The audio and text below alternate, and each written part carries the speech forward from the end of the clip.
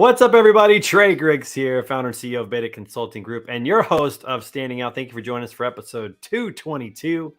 And we've got a great show for you today. It's Thursday. Hopefully the freight is flowing. The cigars might be smoking. You might be watching the Masters because it is Masters week.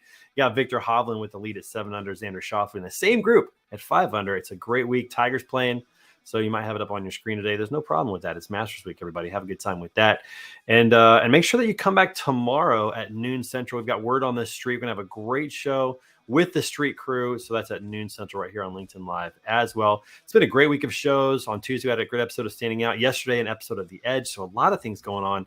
And hopefully you're entertained, educated, and inspired by all of this that we're doing. So we appreciate you. Also, want to give you a heads up. We're going to be at the TIA conference in April 19th through 22 in Orlando, Florida. It's going to be great. We're going to have an awesome time. By the way, if you're going to be there on the 18th, I might be playing 36 holes of golf. I'm just saying. But it's awesome. And listen, it's not too late to register for the event. So go to tianet.org/meetings and get signed up. If you're a freight broker, if you're in logistics tech, you got to come to this event. About 2,000 people, I think, are going to show up. It's going to be awesome. Great time in Orlando, right by Universal Studios. So a lot of good things coming up. All right, everybody, got to bring our guest onto the show today. I've been looking forward to having this guy for a long time. He is the Senior VP of Enterprise Operations at Mode Global, also was with Avenger Logistics. We're going to have a great conversation today. Everybody get up for Jason Roberts on the show. What's up, buddy? Hey, man, how are you? Good walk-up song. Good song. Classic. It's a great running song, honestly. If you've never tried it, if you're getting gas, that would be a good running song. If you're getting gas, that's a good song. It's got a long build up to really get you going. So, are you a runner? I run. I would not call myself a runner. I exercise regularly, and that is part of my workouts. Yeah, you have to run because of the Girl Scout cookies and everything else. It's just, it has to happen at this age, right? We got to do something. I know. Absolutely agree. Not running by desire, but definitely by choice. Have to do that. That's for sure. Well, you should be a part of our Tough Mudder team, man. We need to get you in these. Have you ever done a Tough Mudder? No, I've got a guy that I work out with pretty regularly here. We tried to get one a couple years ago. It got canceled by COVID, and man, we just haven't done one yet. I would do one though. I would do one. We're going to have to get you involved. We raise money for charity. It's a blast. We have a good time. Our next one is April 29th, so it's coming up pretty soon. That one might be too early, but we'll do another one in October. We do about 2 a year and raise money for ALS patients. And it's a great event, great activity, and a great charity to raise money for. So we'll have to get you involved in that. So that'll be good. All right. Well, before we get started, it is Masters Week. Are you a golf fan? Are you watching? What's going on? I'm not gonna say it's not on the TV. Of course, it's on our TVs right now. It kind of has to be. I think it's it's a tradition at this point. But unlike any other, I try not to get too caught up during the middle of the day. Yeah, it's tough. I'm not gonna lie, it's tough, especially when Tiger's playing midday. I just there's something about that guy I want to watch him play. When I was a kid, so I started playing golf my junior of high school, and I would tape him on VHS. And I would rewatch the rounds and try to mimic what they're doing. So I'm a full addict, and it's unhealthy, but it is what it is, and that's where we are today. Do you have a pick? Are you following close enough that you've picked somebody, or do you just really not care who wins? I mean, honestly, who do I think wins? I think Koepka may have a good shot at it. I'm happy to see. Yeah, I'm happy to see Tiger playing. I think I don't know how many more we get to watch while he's still kind of quote unquote. I wouldn't call it in his prime anymore, but I still think there's some magic there that could happen. I think that's why we all watch, right? That's right. It's the Jack Nicklaus magic. You never know when it's come out of hibernation. I heard that if he makes the cut this week, he ties for the most consecutive cuts at the Masters. So I'm sure it's not on his mind, but I'm hopeful that he does, and at least he takes that record as well, and maybe gets it next year. So anyway, it's all good. All right, well, let's jump in and tell everybody a little bit about yourself and about what is going on at Mode Global. Sure. So as you so kindly introduced me earlier, my name is Jason Roberts. I'm the Senior Vice President of Enterprise Operations, which is certainly a mouthful. So kind of my journey to where I'm at today, I was the president of Avenger Logistics, which was a full service 3PL, got acquired by Mode Global just a couple years back. Since then, my role has evolved. I still oversee Avenger. But in addition to that, I've got oversight of our LTL and our truckload product line, and also have some joint ownership and accountability of standing up our digital freight brokerage platform. So it has not been boring. That's for sure. Yeah, I remember when that happened. That was big news whenever that acquisition occurred. I'm trying to think back to when we actually met. It must have been maybe during my Trucker Tools days. Or it was a while back. I can't remember, when you were just at Avenger, hadn't had the acquisition yet. But it's been a little while, and I've just kind of watched your journey and watched you grow. And of course, when that acquisition happened, that was big news. What was it like being on the side of being acquired and being kind of folded in? I know that Avenger still runs under the brand, so it's still separate, but really kind of being folded into a new company. What was that like? Yeah, so I think the initial emotions were probably the same that every other acquired company has felt. Uncertainty, unease. I think on our scenario was really good timing because almost simultaneously as we were getting acquired, Mode Global was also shifting, and Lance Malish came in as the CEO weeks after we were acquired. So the first few months was very much do no harm, which is wise, I think, always. And Mode's model as a whole is already pretty unique because they had this company store model, which was one of the reasons they were also acquiring Avenger to build that out, but also had this very unique and diverse agent model that comprised of two very distinct brands in Mode Transportation and SunTech TTS. So on our side, it was, really looking, I think their early stages was all done the right way. Really looked at where our strengths were and leaned into those. And then we also really looked at opportunities on how we could scale up with the kind of heavy hitting power that Mode had. So, we rolled off of a kind of in the box TMS into their proprietary TMS. And, I think everybody was very relieved and thankful that we were able to keep our brand. It was something that, we were proud of and certainly had a good presence, at least in the mid-market city of Chattanooga. And so I think that Mode Global and the CEO were, also recognized that, hey, there's some distinct service offerings with each of our brands, and we don't really, at the time, didn't see a reason to, kind of discard the brand and roll it up into one. So it was good. Yeah, Good. I mean, and an acquisition is I kind of look at it as like it's like getting married with limited dating. I mean, you kind of know each other from a company, but really not a whole lot. I mean, as much as you can know from due diligence, of course. And then you put these two companies together and see how it goes. And there's some horror stories and things that have gone down, and then there's some others that have been really, really good. Sounds like for the most part, you guys in that latter conversation, things have been pretty good. Yeah, Trey, it's funny that you say, the dating scene. So I think we were both seeing the first date version of ourselves. That's something that I always tell our new folks when they're training is if you want to be a good salesperson, just be the first date version of you. You're highly energetic, you're attentive, whatever their interests are your interests. I think that it was very much plenty of discovery that took place over that first year. But I think that slow and steady approach, really helped on our side, and I think it also gave both companies the opportunity to understand each other and what the strengths and weaknesses of each were. What'd you learn about yourself through that process? I'm sure there had to be some moments of just like introspection and this is new and I'm not sure. And what'd you learn through that? Yeah, so a few things. Avenger was, had great success, relatively speaking, and I think that's one of those things, right? We didn't, Avenger did not step in from, AAA to Major League. I mean, we were, maybe on the AAU team stepping into the Major League. It was a huge step up. So, rolling into a senior leadership team that was so dense and diverse in the skill sets that were housed at the table was humbling. But also it was energizing, to know that I'm going to get challenged and I'm going to learn about a lot of things that I was not highly attuned to, particularly in the intermodal space.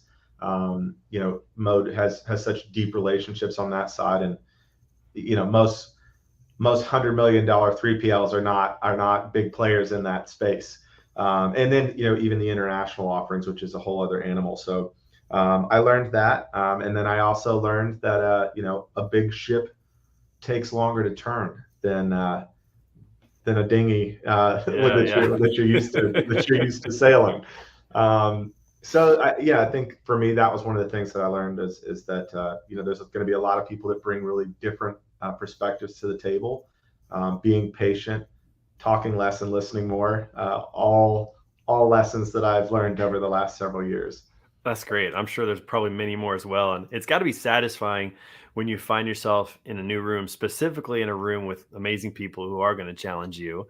And you kind of look around and go, man, how did I get here? Oh, this is pretty wild, but that's got to be pretty satisfying, I would imagine. Yeah. Look, I'm a blessed person and don't take any of that for granted. I've been very lucky and fortunate in my career so far. I hope that my desire to learn and desire to succeed and deliver the highest good I can every day continues to lend itself to that growth.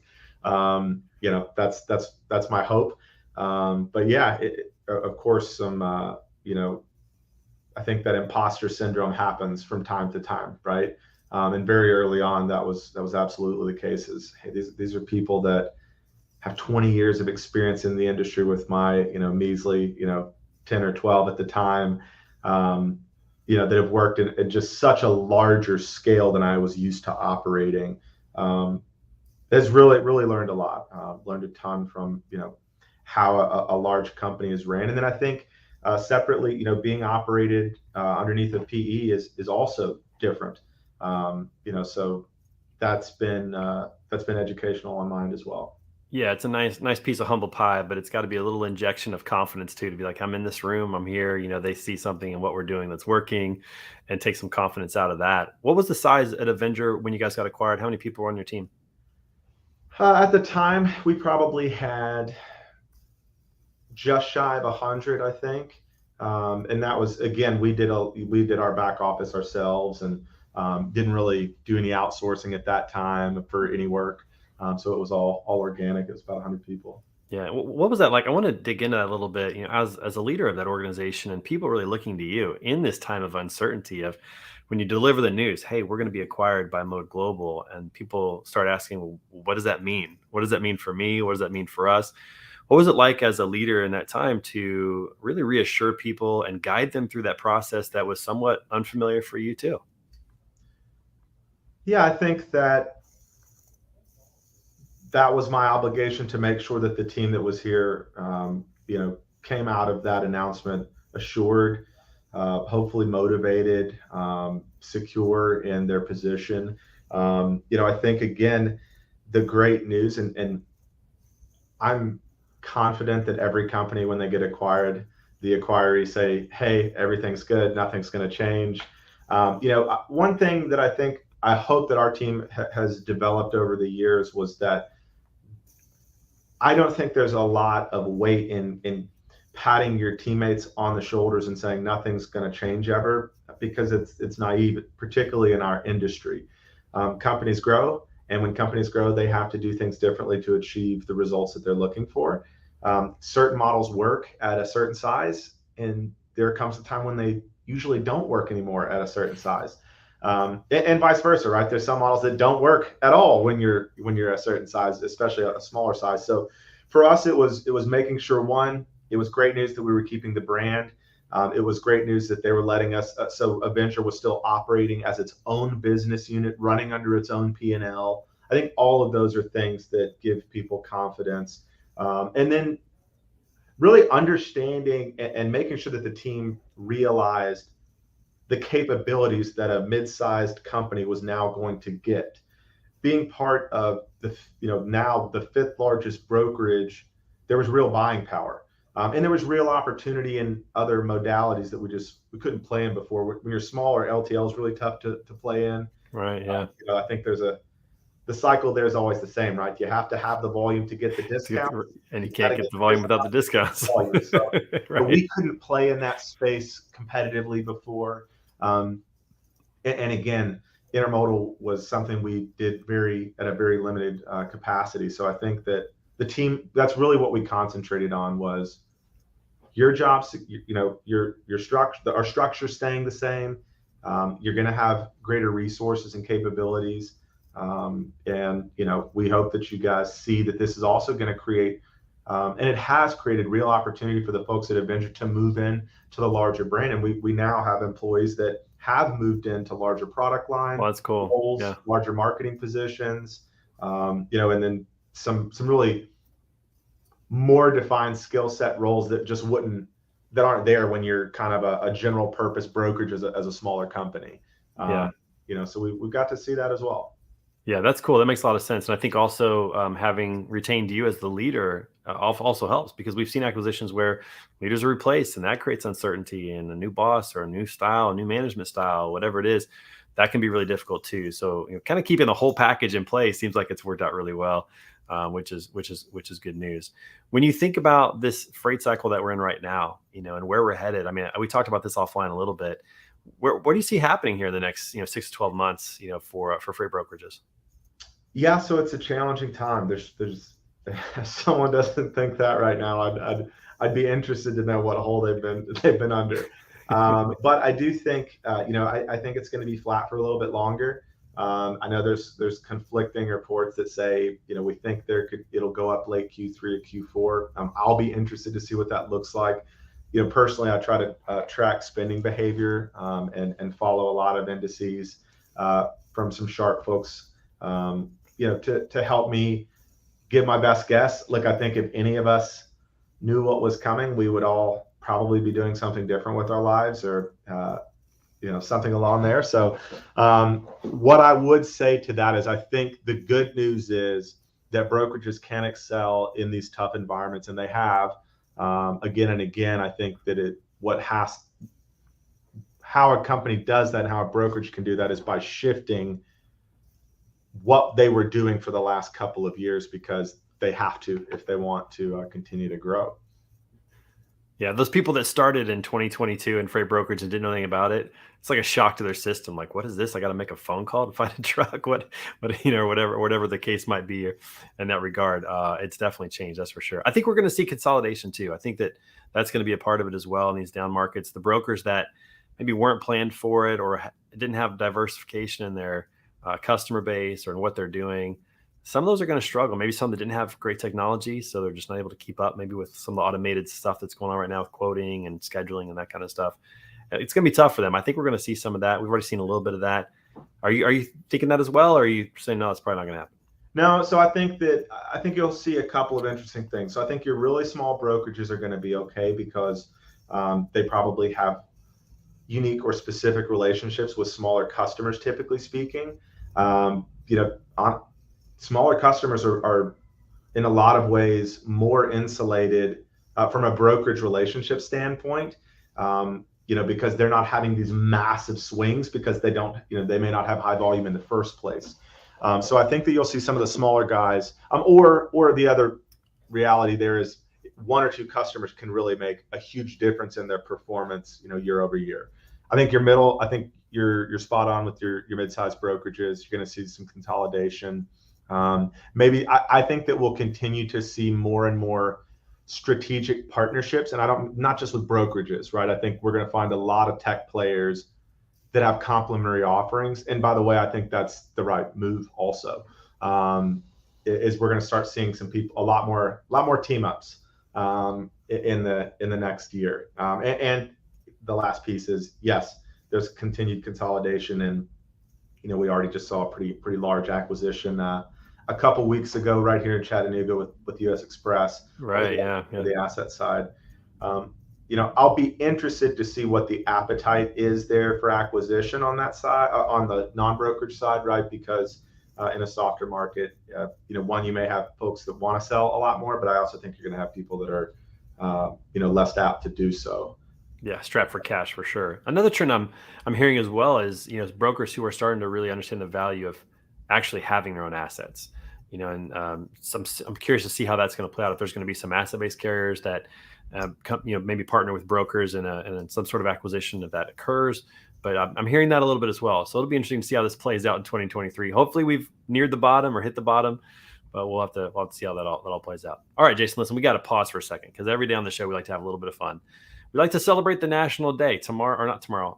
Tomorrow. Tomorrow's Good Friday. Sunday's Easter. So some of the national days are pretty well known, but some of them are not. Do you know what today's national day is? Sadly, I do not. Well, you're gonna like it, maybe. I don't know. I'm kind of guessing. I like it. It's National Burrito Day. Are you a Mexican food lover? I think it is un-American not to be. It is un-American not to like Mexican food. It's un-American. That's a great way to say it. I love that. All right, so you're going to a Mexican restaurant. Do you have a go-to? What do you get? Yeah, I do. So I'm a they call it something different at every restaurant. It's always a special Guadalajara or a Pollo Loco. It's always something like that. But it's the cheese and the rice and the chicken. We've got a local place here in Chattanooga, Mezcla. Shout out to them. Theirs is really elevated. I think there's with Mexican food, typically speaking, and I think why we all love it, right, is it's never a 10, but it's always a 7, no matter where you go. It's very reliable. You know what you're getting. So with this restaurant that's here, theirs is it's like an 8.5. I mean, it's different. I think they throw a little chorizo in there, maybe. Listen, I don't know what it was about. Growing up, I must not have been very cultured. I didn't know about chorizo until after college. And the first time I had, I was like, where have I been? Yeah, where has this been? Yeah. Throw that in some scrambled eggs, throw it really on anything, it's going to taste better. That's awesome. I'm not a burrito lover myself. I'm a fajitas guy, but we got a local restaurant here in Wildwood, St. Louis, Missouri, Wildwood, called Vallarta. Shout out to them. I'll tell you what, you go in there and you order, and that stuff is on your table within 10 minutes, and it's good. It's the same every time. The queso dip's good. So yeah, I'm a big fan. I'll eat a burrito if they don't have fajitas, but if they got fajitas, that's what I do. I'm a Texas fajitas guy. Steak, chicken, and shrimp. Bring it all in. Oh, so good. But I think you're right. It is un-American to not like Mexican food. I'm just going to stick with that statement today. I love that. All right. Okay. The other thing we like to do is we like to ask a random question of the day. Now, this question's put together by our producer, by Ruth, and I have no idea what it is. It could be good. It could be a dud. I don't know. It could be funny. It could be serious. Let's throw it up there. The random question of the day today is, what's the weirdest thing on your bucket list? First of all, do you have a bucket list? Do you have some things you want to do? Oh, absolutely. Do you have a weird one? Let me think about it. Weirdest thing on the bucket list. I don't know that it's weird, but most people don't necessarily agree with me. I really, really want to go to Tokyo, which isn't, as far as destinations, I don't think that's typically on a top 10 list. Probably not. Yeah, you're right. I really, not America. I want to go there. One, because I think it's, from what I've seen, I don't know that there's anywhere else on the planet that is so otherworldly than what we're used to seeing. I think it's, it's like being on another planet. It's New York times 20 and 10 years ahead. And it's far, it's far enough away from here that I know it is an extremely different culture than what we have. I've got some friends that have spent time there, and their stories are absolutely bonkers. Everything, the food, the characters, the culture. I bet the sushi's amazing over there. I'm just going to guess that the sushi's has to be. Then the culture, the sushi culture, from my understanding, I mean, it's the level, it's nothing like we have, right? You're just not going to get bad sushi there. And from my understanding, to even be, a sushi chef in Japan takes, it's like anything else. I mean, it's like a couple decades of work just to get, to be at the restaurant preparing it for folks. It's like getting a medical degree. You got to get your residency. You got to go through all that, get the qualification. Now, it sounds so incredible. Isn't it going to be disappointing to come home after visiting there? I mean, that could be a real downer to have to come back. Yeah. Well, I mean, I think that the biggest part would be that, that jet lag. I'm fairly sure it's like a 20-hour flight. So it's a haul without a doubt. I just mean like going to your local sushi joint from there on out. I mean, that's going to be, it's going to be hard to do. Well, landlocked Tennessee is not exactly known for its sushi. Not a lot of sushi joints rolling around there. That's fair. All right. So my weirdest thing, this is, I don't know if it's weird or not, but my wife and I want to take a world cruise. So we love to cruise. and it's 111 days. I don't know how we're going to pay for it or have the time to do it, but that's on our bucket list. And some people like cruising is terrible, but we just enjoy it. It's just, it's very relaxing. You don't have to plan anything. You don't have to drive a car. You don't have to plan any travel. The food's there. It's like, and I want to write a book while I'm on that cruise. So it's kind of a weird bucket list item, but that's one of ours. So good question today. Good question today, Ruth. That was a good question. I read recently that there's folks now that are just living on cruises because the price is comparable to owning a home. It's pretty interesting. It's yeah. I don't know if I'd go that far, but I would say that I love to cruise, and it's my favorite form of vacation because I literally don't have to think at all.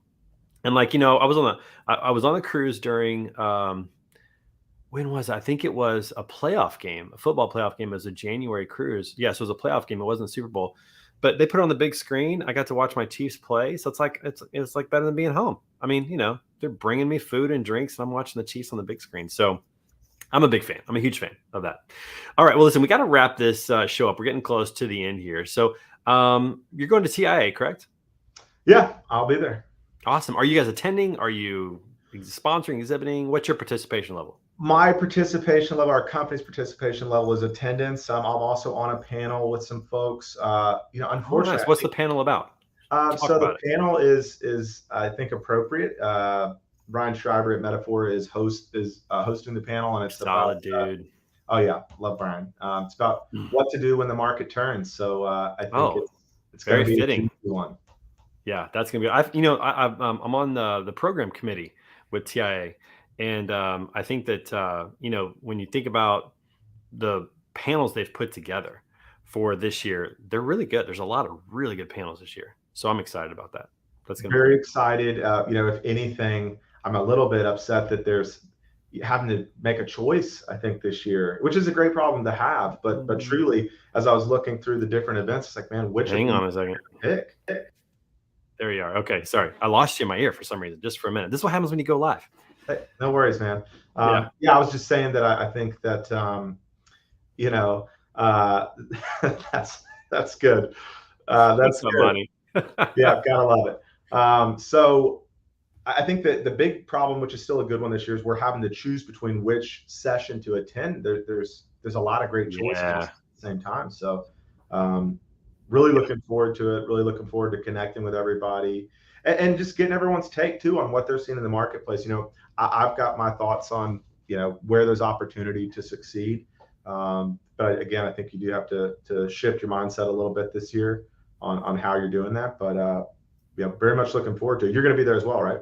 Oh, absolutely. Yeah, I'll be there. In fact, I'm getting there the morning of the 18th, and I'm putting in 36 holes of work on Tuesday morning because I didn't get into the tournament this year. They sold out. I couldn't believe it. So I got to get a little bit of golf in Orlando. So we're going to do that, and I'll be there through Saturday. So that'll be great. When you think about trade show expenditures now, has your mind shifted at all coming out of COVID? Do you find them more valuable to attend? Do you find them less valuable to sponsor or exhibit? Or how do you guys think about that from your trade show? I'm curious about that. That's great question. So I think you have to be really thoughtful about which trade shows you're going to and what you're hoping to accomplish. So for myself, attending TIA is important. Staying, keeping keeping everything front of mind in terms of the challenges and really, from a tech standpoint, I think things have changed so much, and even the companies that were what they were doing 6 months ago is very different than what they are now. And in many cases, some of these companies have reinvented themselves twice in 2 years just with the suite of offerings that they have. And I think making sure that I'm staying relevant on that is always important. From a company standpoint, I think that we'll look at it two ways. One, if we're gonna have a presence, we want to go all in. So like at the retail conference, right? We made sure we had a large booth. Didn't want to kind of go middle of the road with it. Or if it's a new show like Manifest, we dipped our toes in. And honestly, after coming out of it this year, my thoughts were, well, we really need to be speakers on that stage to show, how we're being disruptors in the industry. I mean, that show kind of came out of nowhere. So I think, one, always making sure we have some representation when new shows come. We're going to dip our toes in first. But now, as far as attendance, the last 3 shows I've been at, I would say that, quote unquote, trade shows are back. Yeah. Without a Manifest is a great show. I think they're going to have 5,000 next year, so that would be a good one to jump into for sure. I think some people. Here's my take on it. I think that people think that attending has become more valuable, networking, being in front of people, because they miss that so much. But I think they also realize that they could potentially sell or grow their business and have sales without the trade shows. So they've thought through that exhibition side of it, the sponsorship side of it. Like, let's really think through where we're going to get the biggest bang for our buck. So I think that's pretty critical. But I'm looking forward to seeing you out there. It's going to be great. Hopefully we get good weather, and look forward to taking a selfie with you and getting it on social as well. Thanks so much for being on the show today, Jason, and kudos to all the stuff you got going on there. Congrats on everything. It's awesome what you've been doing. But thanks for being on the show, man. Appreciate it. Yeah, man. Thanks a lot, Trey. We'll talk to you soon, man. We'll see you real soon. All right, everybody, make sure that you come back tomorrow, noon Central, for Word on the Street. It's going to be a great episode.